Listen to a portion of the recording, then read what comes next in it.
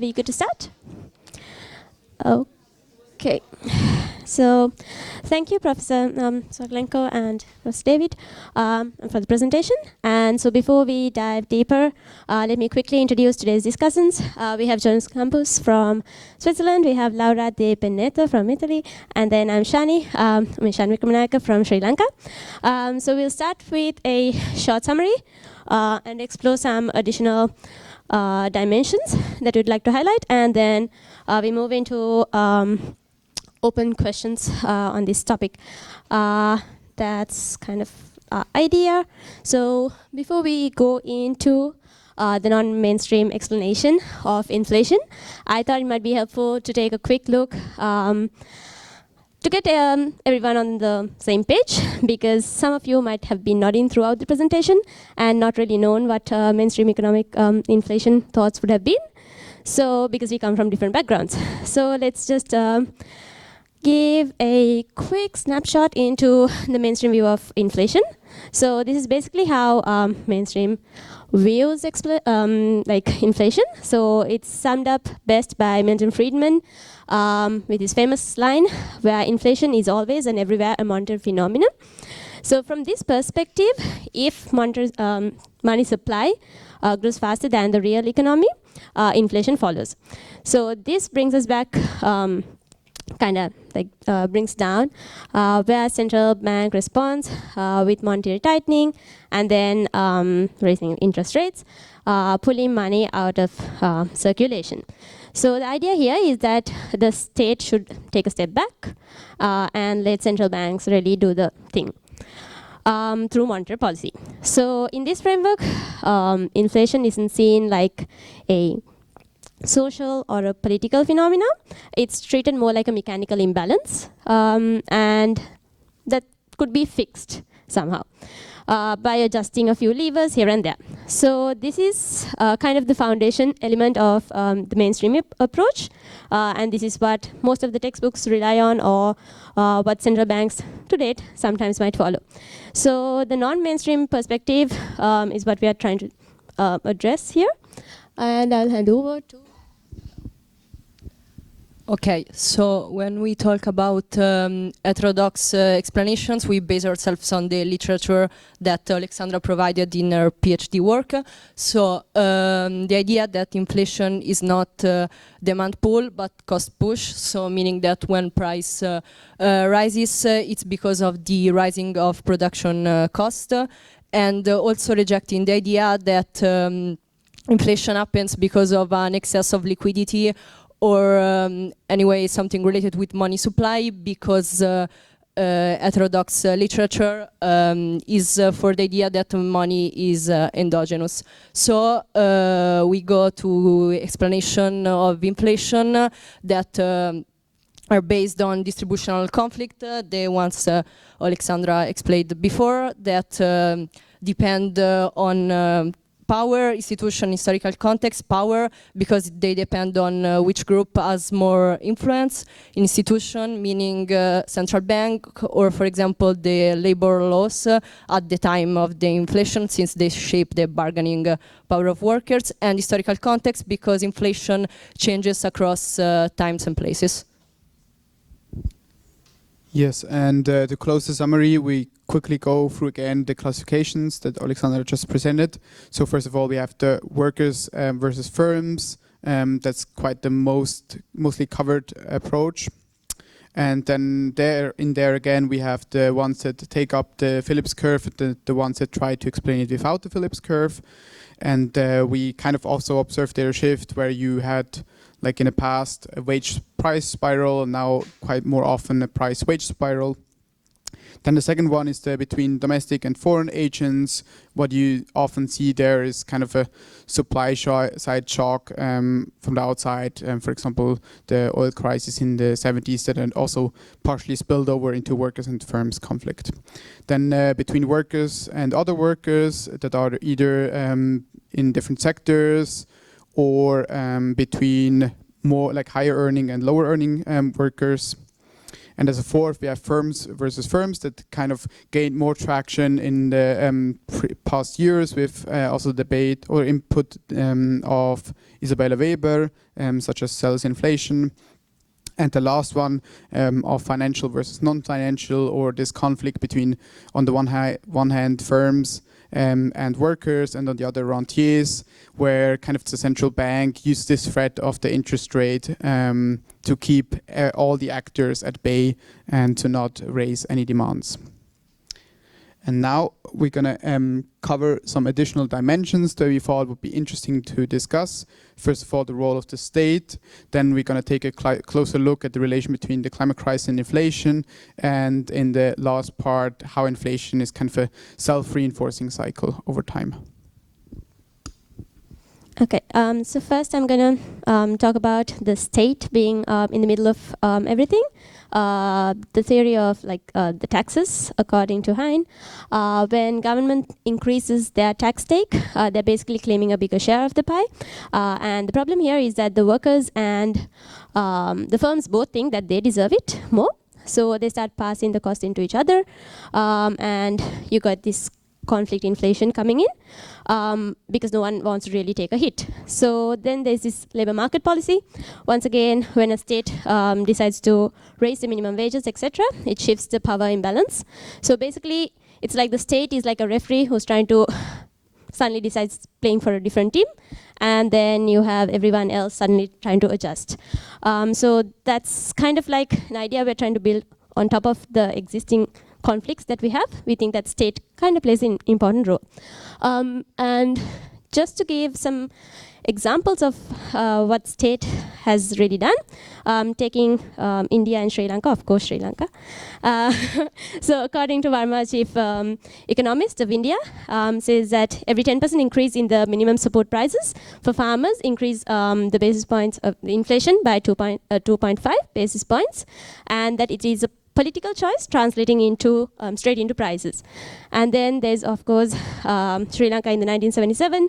The state lifts price controls and the prices surged, of course. And according to Professor Alutke, it's a choice where the government decides to run in a fiscal deficit just to have this redistribution of political market powers for their benefits. So those who could gain access to these scarce resources did win. And it once again happened a few years ago. And when in 2020, Sri Lanka decides to ban imports in most of the cases, the prices of course skyrocketed. Country was already in a crisis. And there was no demand pull inflation that was happening. But this is more like a policy-induced scarcity where you had scarce good resource owners and they kind of became like mini monopolists. For an example, if your neighbor had a 2005 Prius vehicle, they suddenly became like the rentier overnight.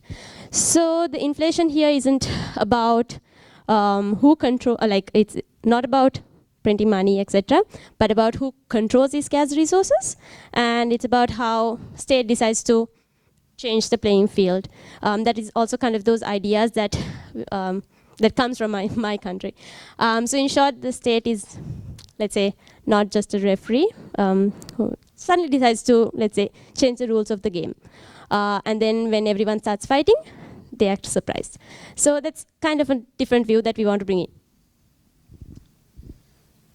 Yes, now let's continue to this also rather recent debate where that has been kind of also somewhat launched by Isabel Schnabel from the ECB in 2022 about the different types of inflation that we see tied to environmental topics. So first of all, we kind of took up the terms that she coined. So fossilization is probably the one that you are most familiar with. That's the one that is caused by fossil fuels as a source of energy, which are quite central to the economy. So we had the oil shocks obviously in the 1970s, and then the gas crisis in different countries starting from 2022 on. And then also a rather recent debate is climateflation, where authors are trying to look at the different causes, how the climate crisis affects inflation in different fields, and that has also already happened in reality, where, for example, kind of dry summers like led to higher food prices for certain commodities. And then there is also a highly debated part about the inflationary impact of green transition. I think, first of all, it needs to be highlighted that fossil inflation and climate inflation will probably like overall have a much stronger impact on the economy than the last one. And we also need to be careful that it's not used as a kind of scapegoat against climate action. But there is one called greenflation, also coined by Schnabel, that tries to highlight that maybe limited resources might lead to inflation. And also Jackson, they have found out that like a falling energy return on investment can lead to inflation. It's very interesting. They've done this in a SFC-IO model, and they've integrated like conflict inflation there. Take a look at it if you have some time. And then Isabella Weber, they brought out a paper this year on carbonflation that specifically looks at what happens when carbon prices rise, specifically in carbon markets. And then there's also this concept, stranded asset inflation, that has not really been looked at so far, really, but it mainly refers to that sunset industry, so industry that are producing fossil fuels and so on. When they kind of go out of business and so on, this might lead to inflation. So we tried actually, like as you've already kind of described before, we also tried to look a bit closer at carbonflation and try to describe how that conflict is passed on. So first of all, the state is through either curtailing the amount of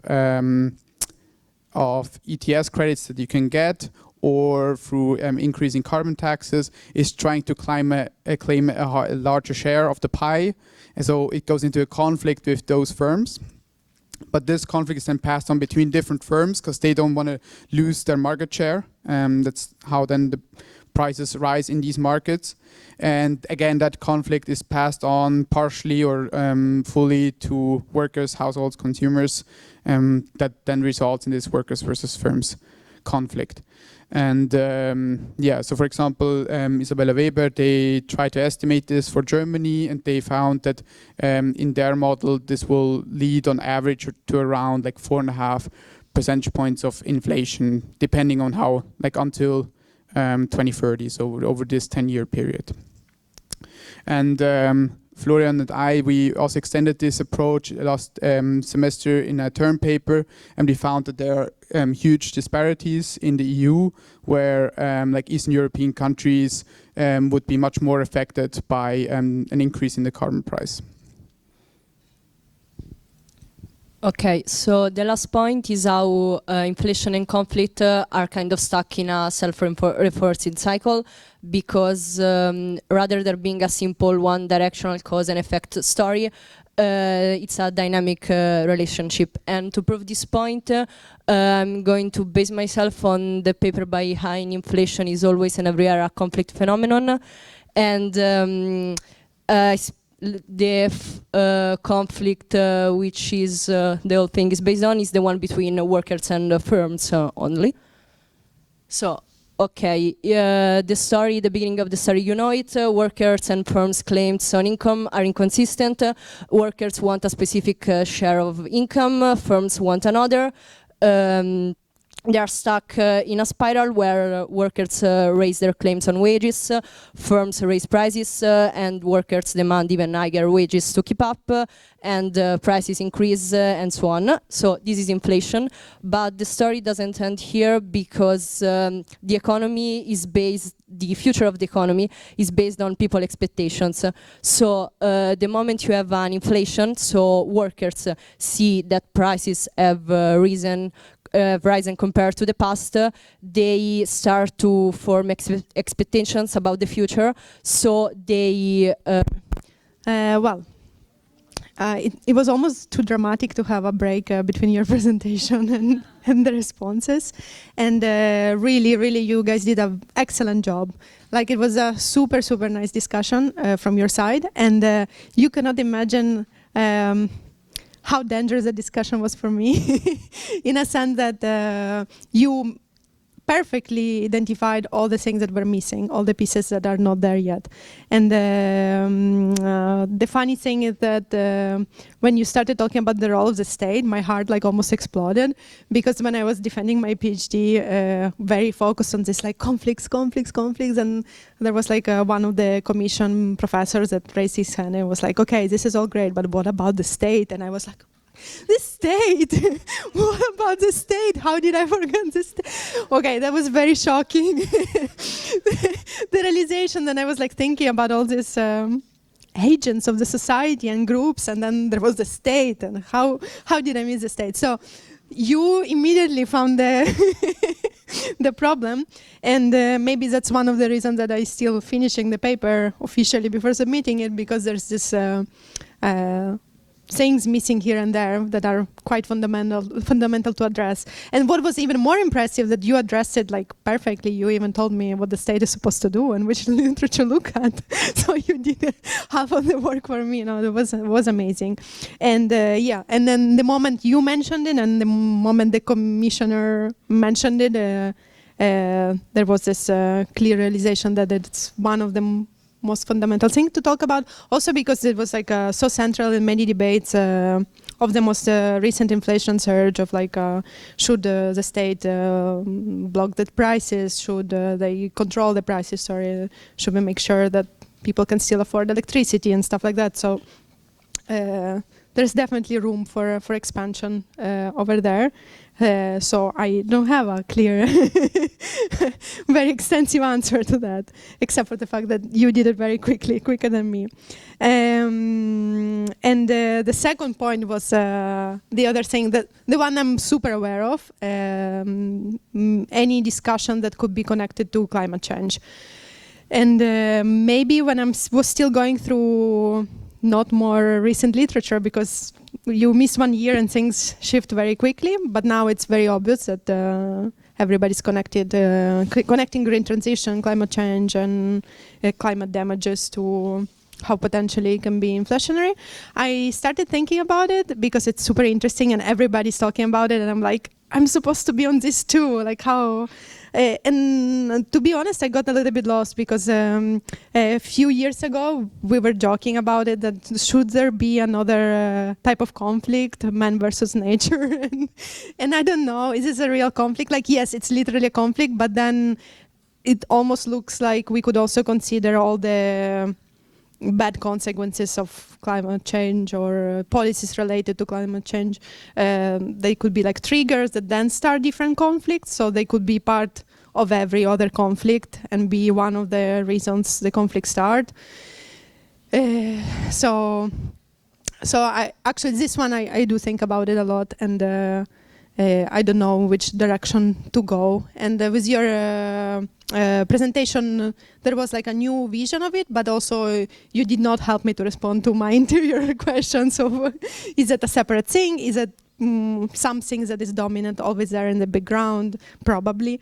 And yeah, I don't know. And then to the final part, how do we look at different drivers and how do we know which one when they act and everything? I think that was another thing that was interesting about the classification, that it was also a way to show that it's not just like a valid canvas, like it's not just all written there and it's always all like this. Like there could be different conflicts that are operating at the same time. There could be not. There could be one at a time, and some of them could be triggering others. So it's not like, it's schematic, but it's not like a perfect scheme. It's still fluid. It could one thing influence the other, or be connected to some other element. So yeah. But thank you so much. That was super interesting and very, very on point of where this discussion should keep going. Now you can ask questions.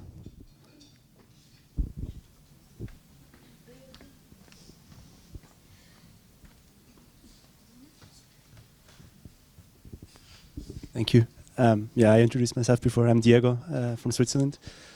My question was about the consequences of viewing inflation as being caused by conflicts.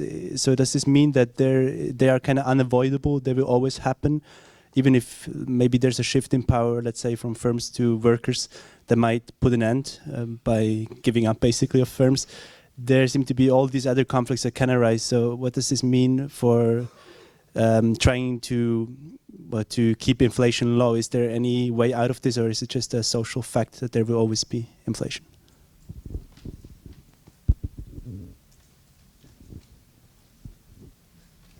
Okay. Hi, I'm Alina, and I'm from Argentina. So we have a problem. Thank you. But yesterday we were discussing about all this. Yes, exactly. All these different theories, and something that I have, because I also work a lot in these different shops, is beyond the obvious things of the exchange rate and all the inflation that came every time our peso goes down, almost every day.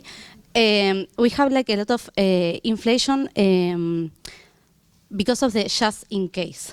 So I don't know if that's part of the financial part of the conflicts, or we are always living in a conflict, or if it's just a continuous snowball where, because if we are about to have an election, all the suppliers, for example, for the how you say tobacco? Bueno, for the cigarettes, they just inflate the prices just in case what happened in election, and then so the rest of all the other firms just raise the prices just in case. So I don't know if that speculation is part of the financial issue. It's more like a film of we are just in in conflict, a snowball of conflict that we are never going to go out.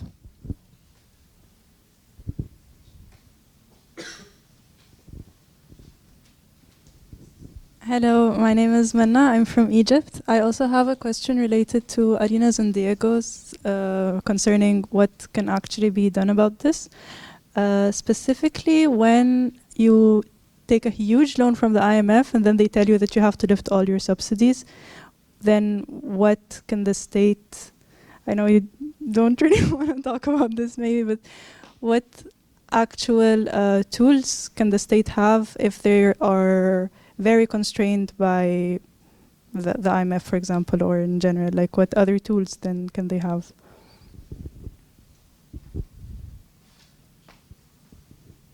I think we first let answer maybe 3 questions at a time. Okay, thank you. So most of your questions are how we get rid of inflation, is there always be inflation, and how we stop inflation. And no, so you should help me answer these questions, because now I gave you the tools to think about it. So the first one was Diego saying there is an inflation unavoidable? Is there always be a conflict? In a certain sense, yes. And it's also not necessarily a negative thing, workers should get their wages higher at some point.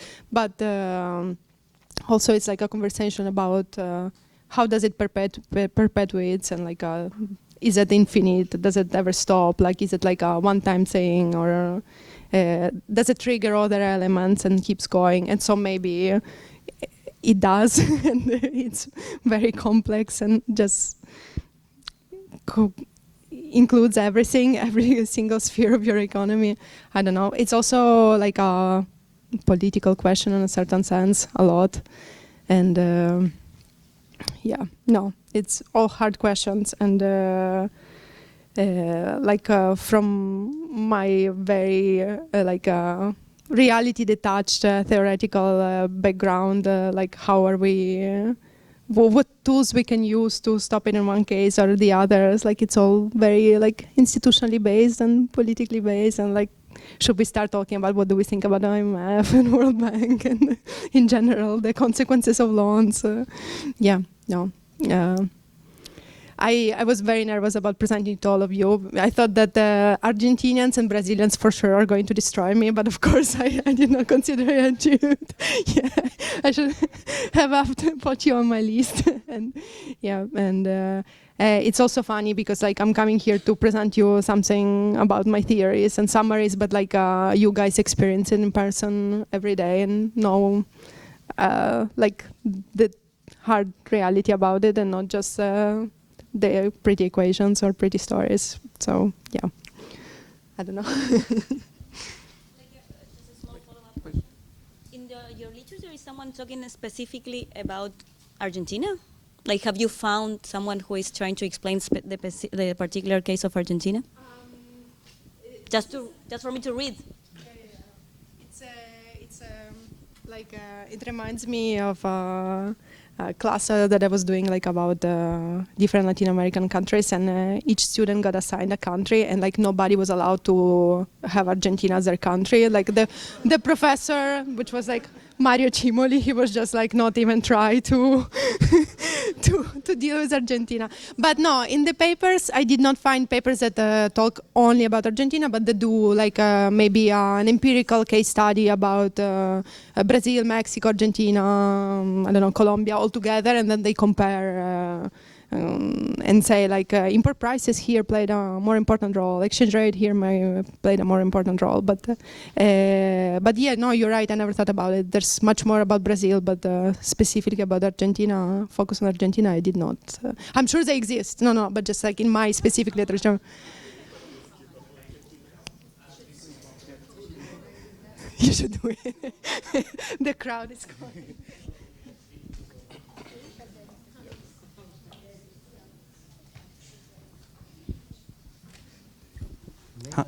All right, so I'm Gabriel from Brazil. So good to see you again, Oleksandra. First, about the Argentinian inflation, there's Matias Vernengo, who is a post-Keynesian Argentinian who writes about Argentinian inflation. It's in his blog. It could be a good way to look. Now, the question I'm making is connected to the case about climate change, ecological, etc.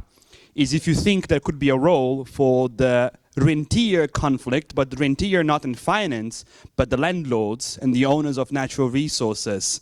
So is there a place for a sort of absolute rents conflict, and these types of inflation, are they occurring? What's your opinion on that? That could be a topic for EPOG people as well. It's no one has writing about this. Oh. This is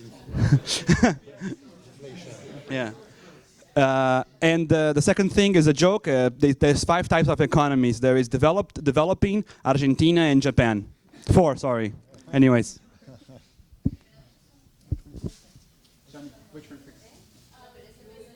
Okay. Do you also have a question? No, it's fine. Yeah, I think Jonas made a very valuable point when he talked about the carbon inflation points and so on, with giving a normative argument that we should be careful how we talk about inflation. And I would like to relate this to like the central point, the conflict between firms and workers you mentioned, because I think it's kind of a dangerous position, this type of heterodoxy, or the Kaleckians take, that they make the central point, and then it's so much about the conflict between the two parties that it creates, from the political reality, if we apply this theoretical concept, a glass ceiling towards unions for a maximum they can go for wages, which will make them lose organizational degrees again, because they can't achieve high wage improvements, because that's in the end why people are in the union, to get higher wages. And yeah, my question would be, would you consider this a normative important point, how we talk about conflict inflation? And I feel like this is often forgotten, the impact you make, or in general we make, from theory onto political reality. I'm Luis, I'm from Germany. I always forget to say this.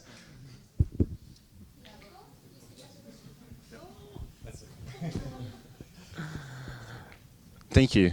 So my question, I'm Tiago, I'm from Brazil. My question comes from the point of view that different economies, different regions have different societies, and they react differently from economical shocks and also public incentives. So you mentioned that a lot of studies were trying to fit the Phillips curve into some regions to see from the data of these regions if the Phillips curve would fit and would still be alive nowadays. Don't you think that we also have the role to try to look into the data, meso-regions or micro-regions, and understand that these different societies, they act differently with inflation, and bring the curves in a meso-region and micro-region to later on understand these regions in specific, other than looking into a broad macro aspect of trying to fit something big like a Phillips curve in a macro aspect into all of the economic, all of the society in general.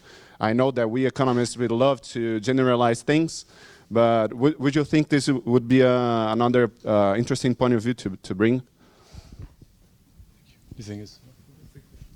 Ah, okay.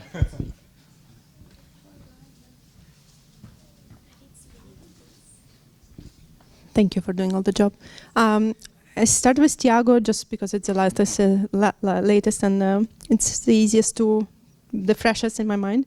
But and I apologize if from my presentation it sounded like I was criticizing them for looking from national level to regional, not because I'm opposed to look at the regional level.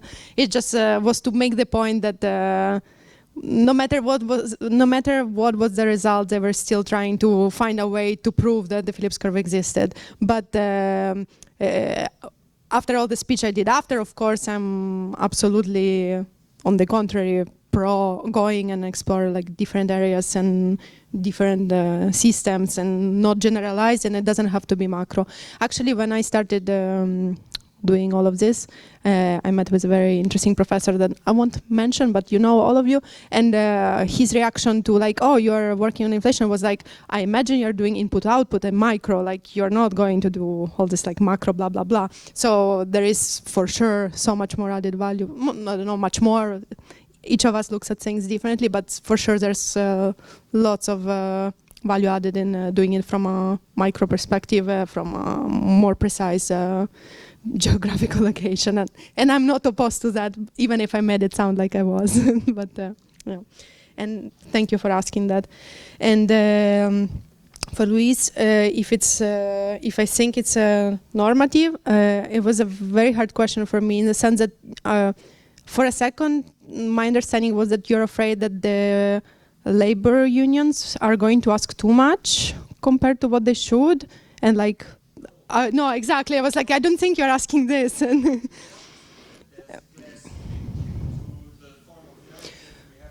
Okay.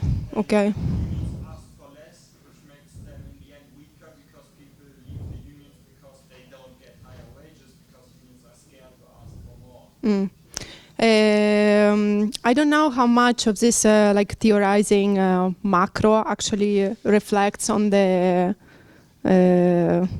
how society organizes itself.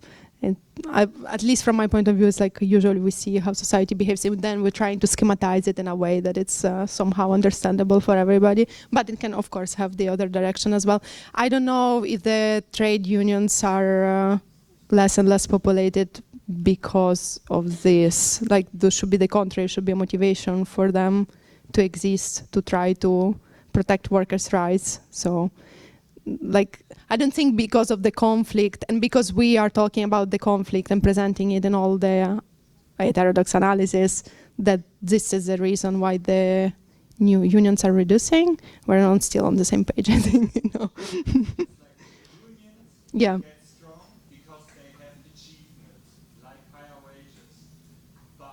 Mm-hmm.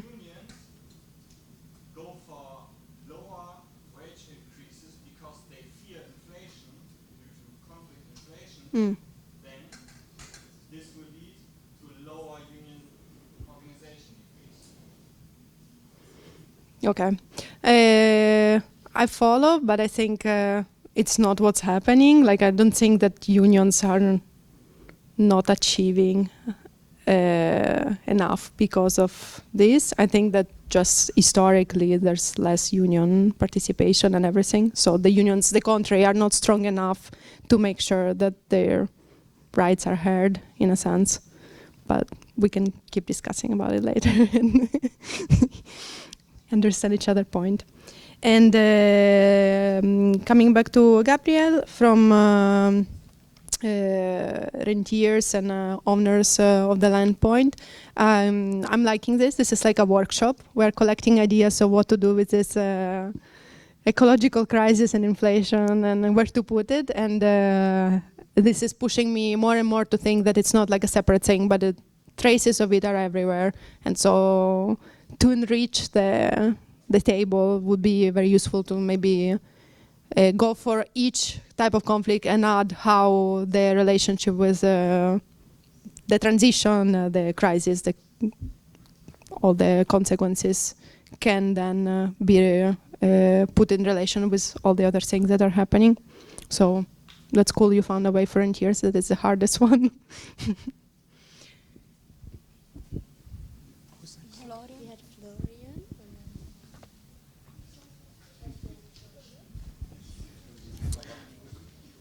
Hello, I'm Flo from Germany.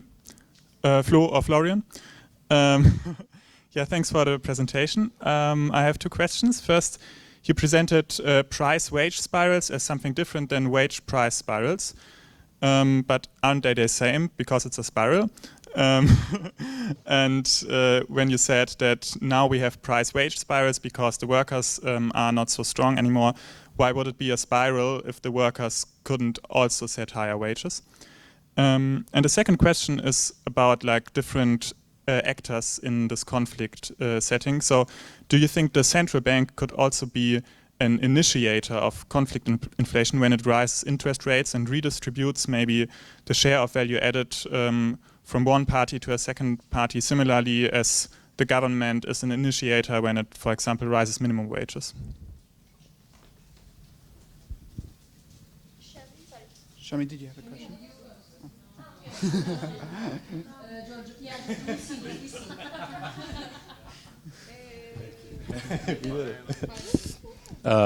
Can you hear me? Yeah. I'm Georgia from the UK.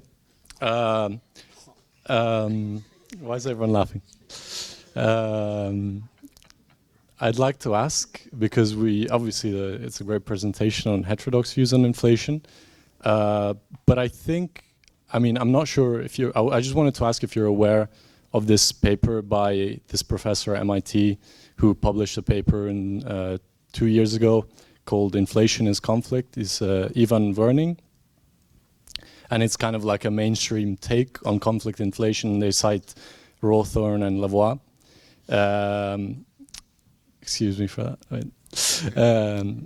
And there's also a paper by Blanchard from the 80s, actually. So I just wanted to ask if you're aware of this kind of literature.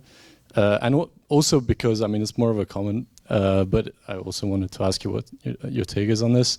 Like, kind of when central banks say, and the mainstream says, we need to keep inflation expectations anchored, that is conflict inflation, because they're saying when there's a cost shock or a price shock, then you keeping inflation expectations anchored is don't ask for more wages and don't ask for more markups. So it is kind of like this central bank managed conflict.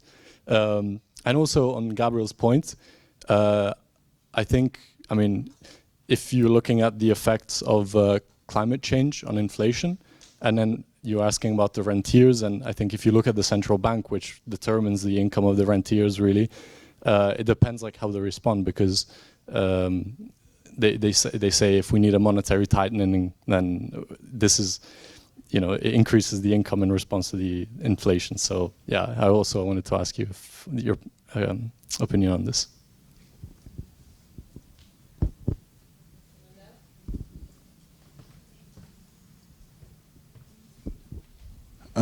Yes, hi, my name is Leo from Germany. Thank you so much for the presentation. It was very interesting. I've been wondering a little bit because in the debate, Martina brought up the point that due to uncertainty, or if I got you right, that uncertainty is also a big factor due to inflation increases in Argentina, so that it's very affected by the news as well, and by inflation expectations. And I think expectations are a very common theme in neo-Keynesian explanations for inflation. But I was wondering, because in post-Keynesianism we have this strong concept of fundamental uncertainty and all the stuff around it. I was wondering if you found in your research some explanations which didn't solely revolve around conflict, but also about degrees of uncertainty and how that affects price setting.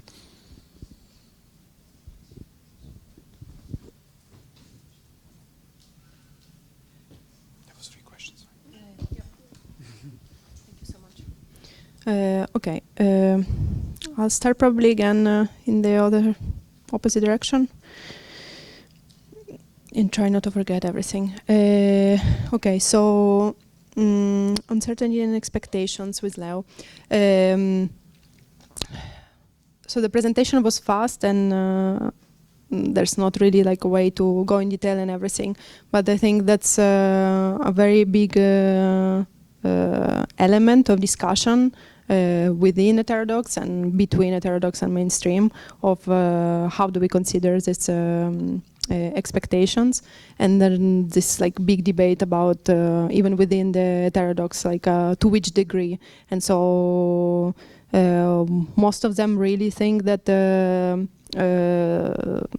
you usually cannot completely incorporate the inflation expectations into the change of wages and prices, and it's just an exceptional situation in which you could find yourself only if the bargaining power of workers was at maximum potential and they could perfectly obtain what they're asking for.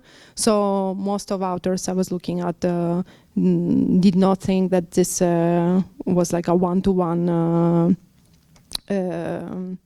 situation, while usually mainstream I think it is sometimes, but in any case it's not a topic outside, but in any analysis you're going to read or to see, there's always a reference to inflation expectations and the way the authors decide to incorporate them, whether it's equation models or econometric models, but it's always a question of how much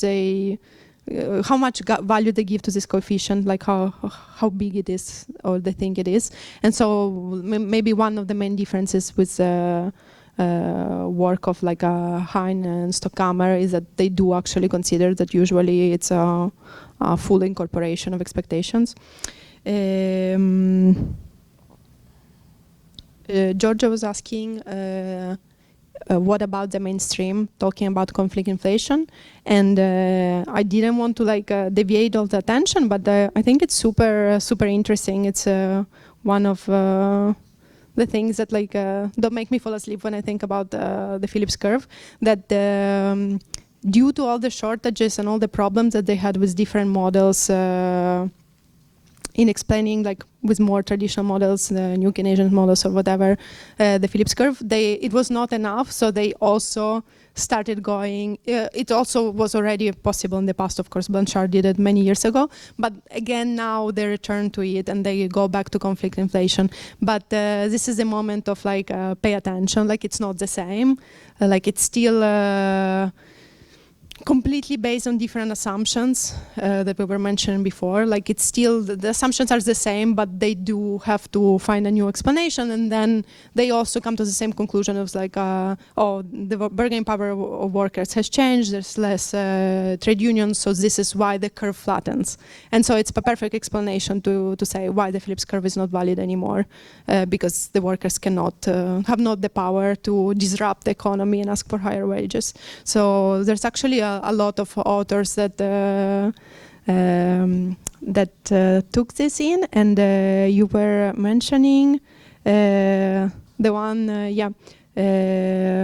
the mentioning that they refer also to Post-Keynesian authors, but there's also one of the Ratner and Sim 2022 that in the title call it like a Kaleckian Phillips curve or something like that, which is not, of course. All the Kaleckian authors came out and said absolutely no, this is not.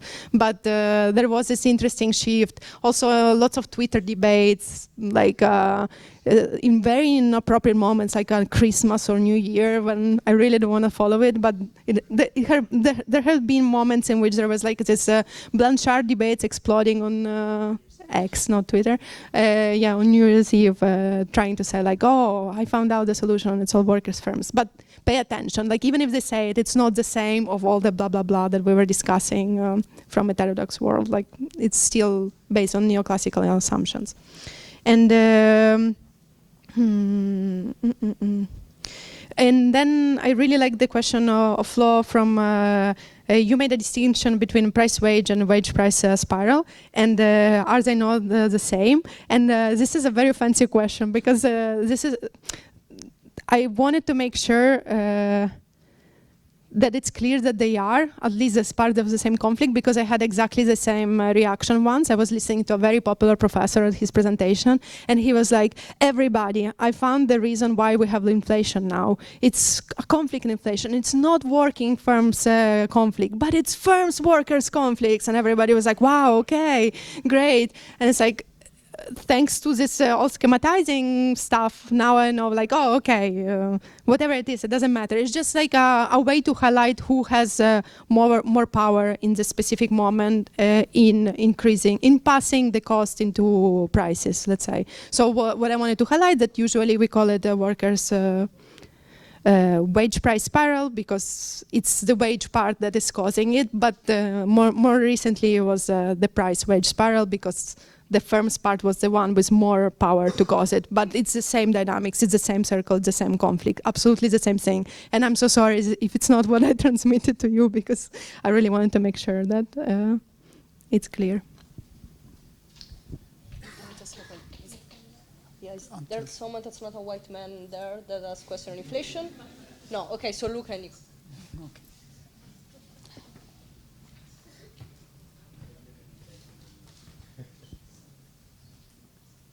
Oh, which Luca, sorry. No, you have the, okay, Nico, take Nico. No, I'm good. Okay. I got deflation. Oops. Okay. Oh, they don't have question anymore. No, Theo.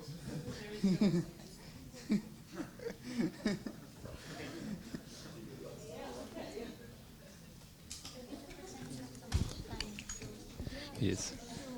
Yeah, I'm Theo from Germany. I don't really have a question. I rather have an invitation to maybe think a little bit outside the box, because I think this topic really nicely exemplifies the contradictions that we live in, and the problems that are connected to a system that is based on a market and price, where we rely a lot on individual decision making of firms, and all the problems that are connected to it, like disciplining labor, for example, and or maybe creating effects that are unintended and not really coherent with a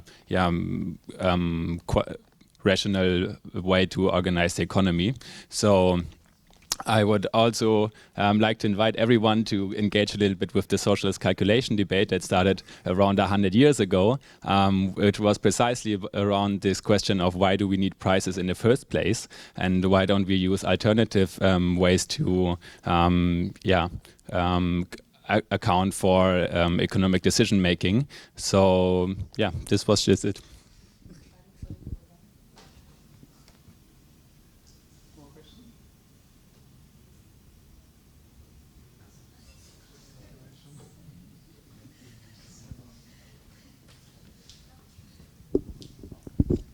I have one simple question, and that is because you mentioned like the idea of inflation regimes. If you thought about if you started building like something similar to this demand and growth regimes simple accounting approach Hein also has, because it would make like a more applicable or offer for political economy analysis.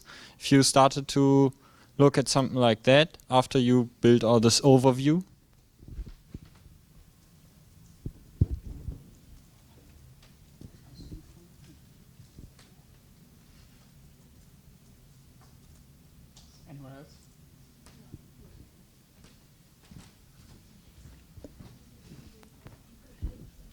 I'm Mariano from Nicaragua. First of all, I just want to say I think that Jonathan Marie wrote over the conflict of a partition in Argentina. I think that his thesis of the doctoral of Jonathan Marie is from Argentina, I think, in this case.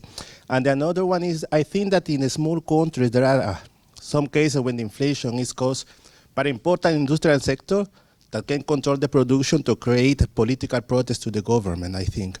In case of important products, they can reduce the production or control in order to high prices, and these high prices will impact over the situation of the citizens, and this situation will push the citizens to protest against the government. I don't know if in great countries it could be possible, but in my country, in Nicaragua, it could be possible.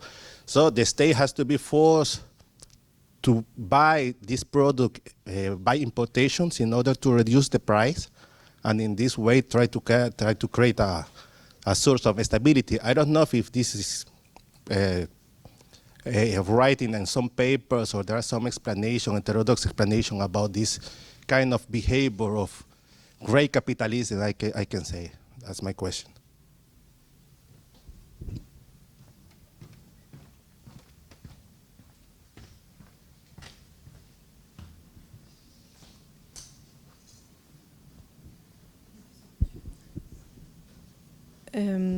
So if I understood correctly, if the state does some moves that then provoke citizens to... No, it's the great enterprise tries to control the production of important inputs. I think maybe, for example, agricultural products. And as they control, they push the prices in the market to the high. So it's the case when there is a conflict between great capitalism and the public sector. So the public sector is forced to react and to try to reduce the prices. But in the case when the governments and the public sector cannot do it, prices will be high, and it will force the citizens to protest. This is, I don't know if there is a heterodox explanation about this kind of inflation in some crucial sources of the production. No, it's clear, and I think it's like another point to my missing point, and to what our discussants were contributing this afternoon, by adding the specification of what is the role of the state. And they were starting by saying that it's playing the role of referee, and so it's like making sure that the citizens are not completely destroyed, the workers, but like it could be also because of situation assume like a negative connotation or a negative role as well from the examples you're making. So no, I should be taking notes of all of this. Yeah. And going to Theo, right? Yeah. No, sorry. Theo, it was just a comment. Going back to you about the inflation regimes. So yeah, as your colleague was suggesting that Charles Marie Bastian paper 2024, and like even Lavoie uses this kind of organization. They really do a very good job in explaining the possibility of inflation regimes and go through the list of like what are all the elements that bring to an escalation from one type of inflation to another. I can share the paper with you easily, and so I did not go on my own to think about different regimes, but what my econometric exercise was trying to go in that direction, and hopefully I will finish the thing in the direction, was exactly that, to test, because their presentation, it's amazing, it's super nice and super clear, and it's super useful also to understand different things about inflation, but it's a very theoretical paper, and so my contribution was in that direction, trying to exactly look at the inflation regimes by making some kind of empirical work on it and test the idea of inflation regimes. And the answer was kind of empirically you could see them, because some elements are more important some periods than others, and some variable disappear, some variable appear with their impact on inflation. So if we ever finished writing the paper, it would be like some kind of contribution of demonstration of inflation regimes practically.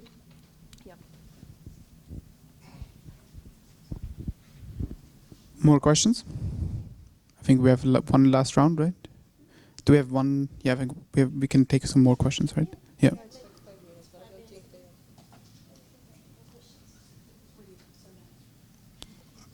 I mean, otherwise we're also good, right? So thank you very much for the presentation.